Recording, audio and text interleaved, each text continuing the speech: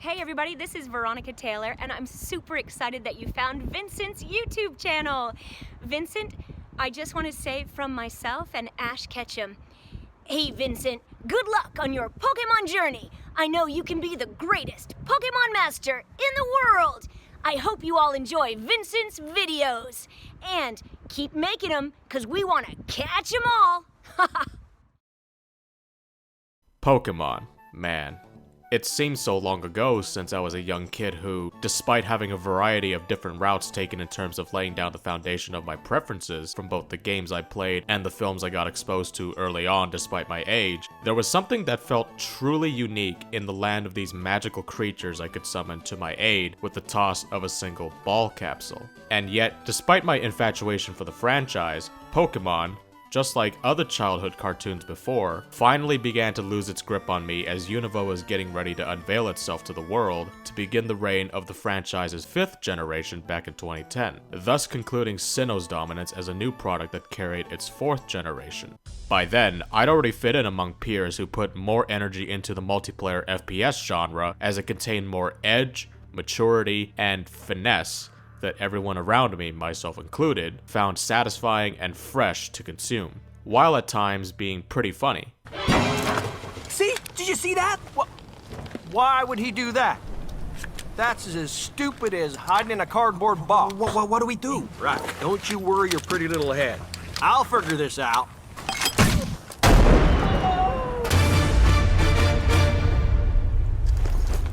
Hey, guys, look. I found an eye patch. Oh, God, man.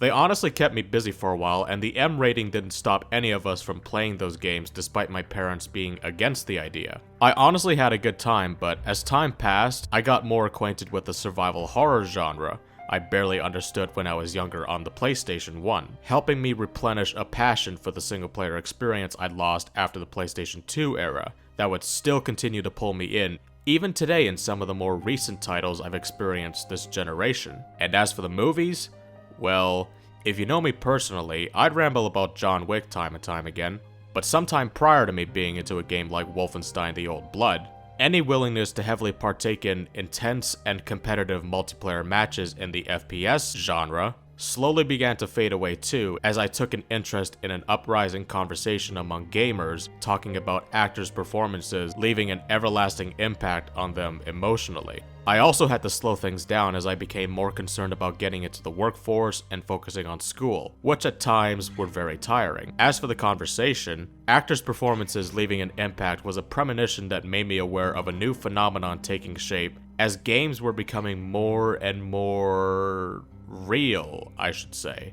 My parents would take notice of this too and comment on how they almost look and feel like movies with not only the acting, but also the graphics, since they remembered games being more pixelated, blocky, and cartoony 20 years ago. Eventually getting to experience it myself, I too began to understand what people were talking about when a game like The Last of Us became a testament to the power of storytelling. And as for graphics and what my parents as non-gamers took notice of, it was amazing to see that large jump in graphical presentation and storytelling taking place with games that have come out this generation, unlike previous games I played a generation prior. And sometimes, if we got lucky, we'd be able to re-experience iconic titles over a decade old with a new coat of paint as a way of finding out what these games would have looked like had they been made and released in this generation for the first time. Though getting lucky depends, since sometimes not all of these port-overs and remakes can gain an eruption of praise from fans, since it is possible for developers to bite the dust and put out experiences that are not only lackluster in comparison to their original counterparts, but also don't possess certain qualities that made the original special and memorable.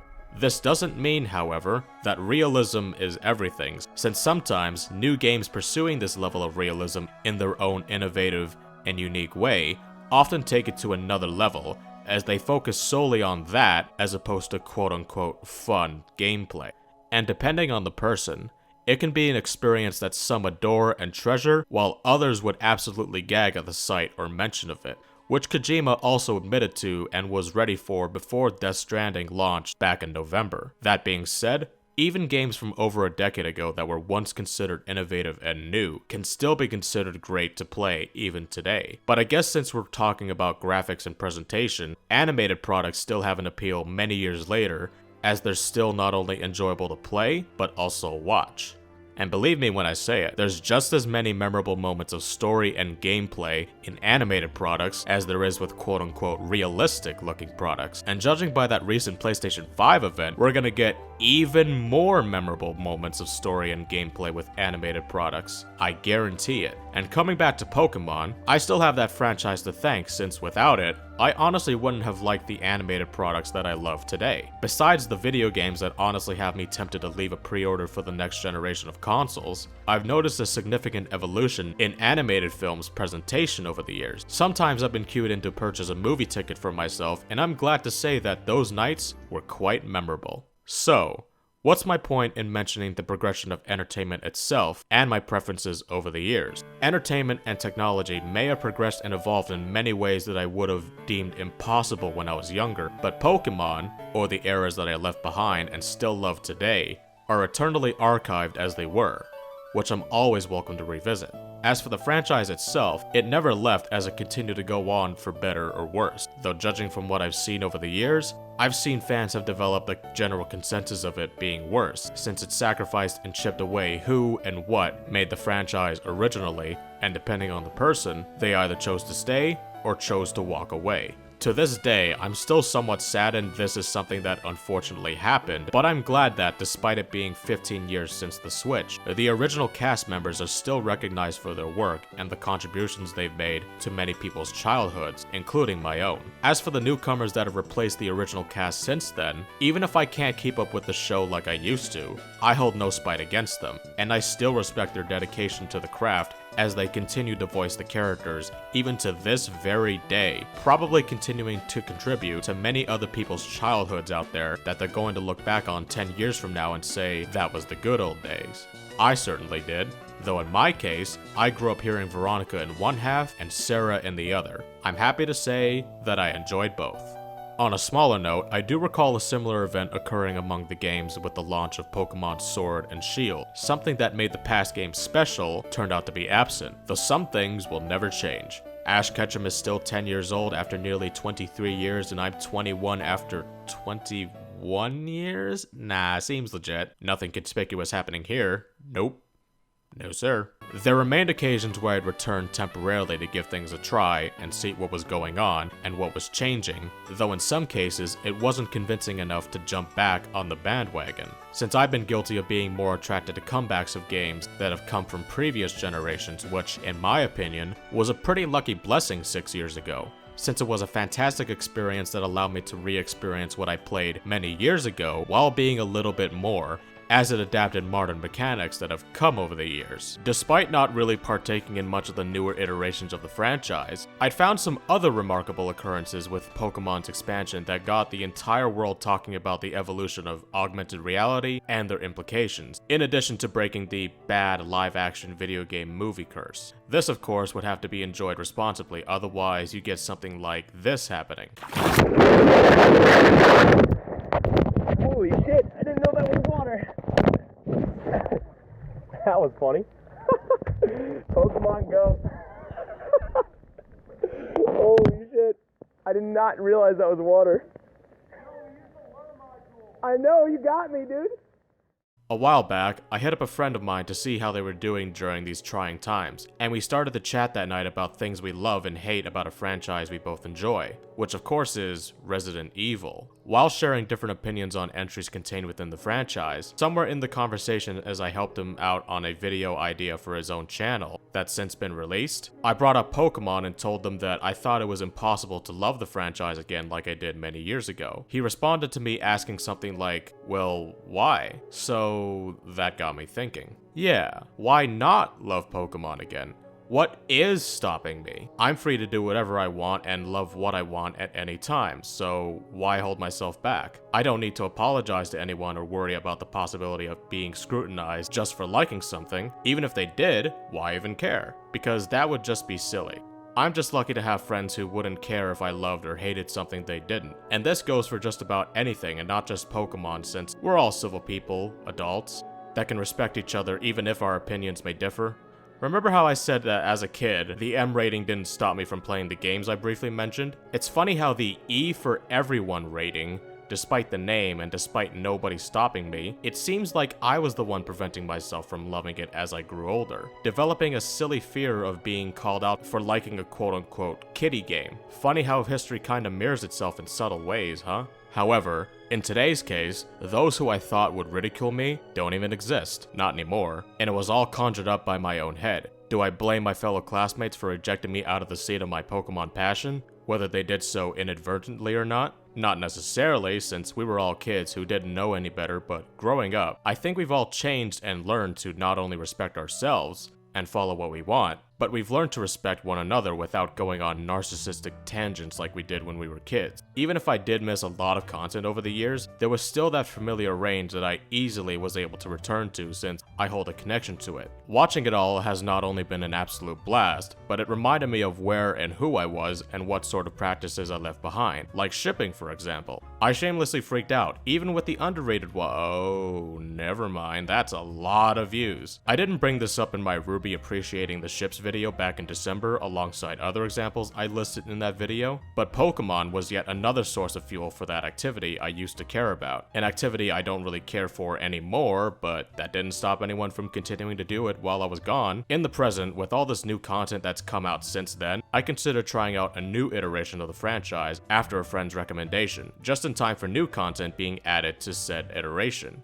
despite the previously mentioned controversies. And it is possible now that I have the proper hardware to give these newer games a try, even if there was another that I wanted much more, since months prior I put a lot of time into grinding hours upon hours in an older entry that, in my opinion, is not only one of the best Mystery Dungeon entries to date, but one of my favorite Pokemon games as well. On a side note, I guess I kinda know where they got the idea for Gigantamax now. Continuing on with talking about the anime and even some of the movies, like I said, whether if the content comes from eras 10, 15, or even 20 years ago, this nostalgia trip has reminded me that I think it's important to remember who I was and what my past was like to understand how I got here today, while potentially filling in some of the blanks of products I missed back in the day. Though I must take my time, considering that it can be overwhelming even on that level, since I wouldn't know where to start with things I missed in the old era, let alone the new ones. It honestly leaves me at a crossroad as I end up lost trying to plan my next move. Though it is kinda crazy, despite what's come around since then, that people still talk about those older iterations to this day.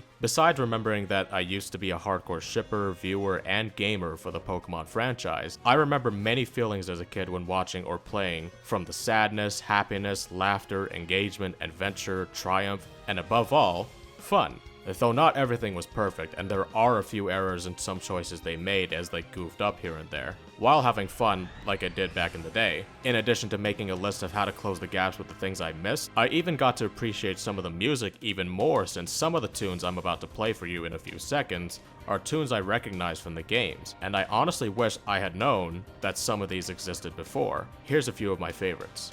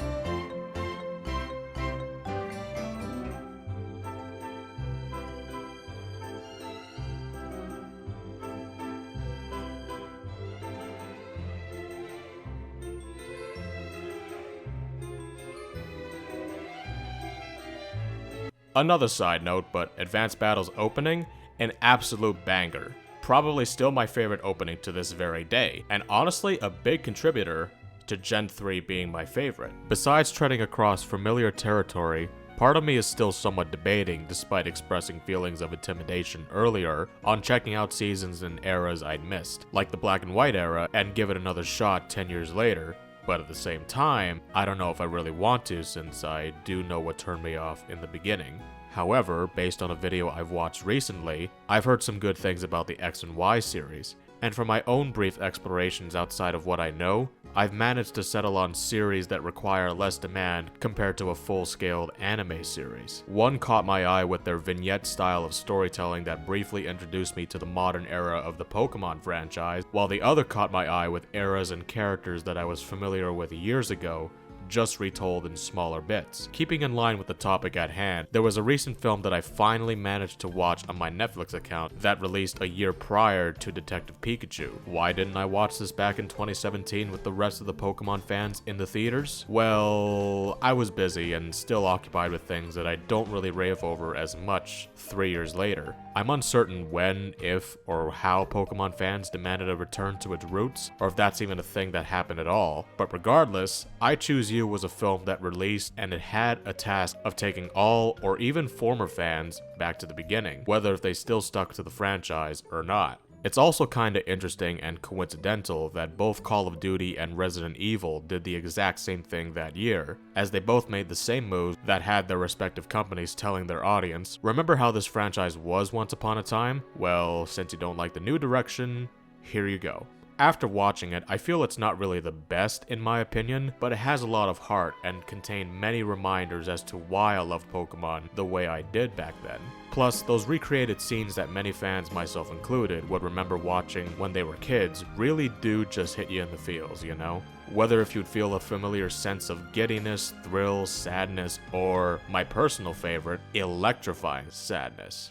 Despite me being a sucker for this myself in the past, I can often be critical of these tactics being implemented by corporations looking to make a quick buck with nostalgia, but I learned to not only relax a little bit when watching I Choose You, but also feel something and set aside any desire to critically break down and partake in some form of an analysis, especially during one of the best moments that hit home as hard, if not harder, than the movie's events, the credits and Haven Pascal's singing. Hello, stranger. Don't I know you? Nice to see you, my friend. Did we just scale the top of a mountain and fly back home again? Just like long ago. I choose you, I choose you. What else can I do? We're just too good together to part. What we share from the start feels like one beating heart. I choose you. I choose you. Besides the song speaking to me on an emotional level as somebody who hasn't kept up with the franchise for years, it almost felt like a welcome back. We missed you memo that carried many reminders from eras that have since long passed to not only myself, but I assume many fans sitting in the audience back in 2017. Some of the characters' cameos have a larger impact than others, but I think that's what makes this movie's credits special, as it carries a message to any fan watching. No matter what era you grew up with, and no matter how long you've kept up with Pokemon, and no matter how old you are, every single experience and memory that every individual holds matters. Even if I said that I'm a little more hesitant to check out some eras versus others early on, I'm never going to discount anyone whose experiences were shaped by those eras, but I think it was fantastic to still have my own experiences recognized by the team that put together that film. Plus, it's a nice little tribute to how far the franchise has progressed at the time from 1997 to 2013 and onward. So, as I sit here ready to conclude this commentary, I ask myself, what was I able to take from all of this? I think the evolution I've gone through over the years, despite it being scary and depressing at times, has had me obsessing over it becoming the absolute standard. However, I don't think it's mandatory anymore, and I feel a bit loosened up as opposed to being tightly wound by progress and darkness. I'm not afraid to hold on to the memories that made parts of my childhood great, and I'm not afraid to at least try things out again in the present. Even if one day I lose sight of why I love Pokemon again, I think leaving this video behind will surely jog my memory again down the road, and I hope some of you out there can do the same. So let's move forward and onward towards a seemingly unknown and dark future, and let's carry these memories with us forever and smile for the fact that they did indeed happen.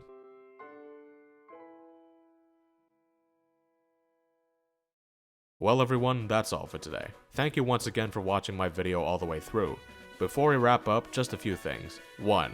I'm glad I was able to put this video together since, admittedly, before I was losing any momentum or care I had for YouTube. So it was great to put this one together and care immensely about a project again. I guess all it took to happen was a nostalgia trip in addition to a rebrand. 2. If you have any suggestions as to what series from Pokemon I myself should check out, be it the games or the anime, let me know down in the comments below and I'll be looking forward to reading them all. And last but not least, 3.